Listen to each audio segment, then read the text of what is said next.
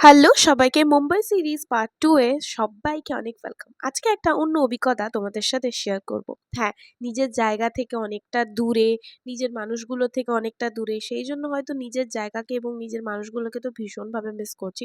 তবে হ্যাঁ, এখানের পরিবেশটা একটু অন্যরকম। এখানের food style, lifestyle, daily life সবারই ডিফারেন্ট রকমের। যাই হোক, তবে যেটা বুঝলাম যে এখানে নন ভেজের থেকে ভেজ আইটেমের খাবারের ব্যাপারটা বেশি। যাই হোক, আমরা রাত্রেবেলা খাবার খেতে এসেছিলাম পনির রুটি। তারপরে একটা মিষ্টির দোকানে এলাম। দেখছি এখানে মোদক পাওয়া যায়। মোদকের দাম নিয়েছিল ১৬ টাকা করে পার পিস। মুখে দিতে না দিতেই মিলিয়ে যাচ্ছিল মুখের মধ্যে। খুবই সুন্দর লাগছিল। আরেকটা যেটা শেয়ার করব সেটা হচ্ছে এখানে সরস্বতী ঠাকুরের বিসর্জন। পুরো ভিডিওটা দেখা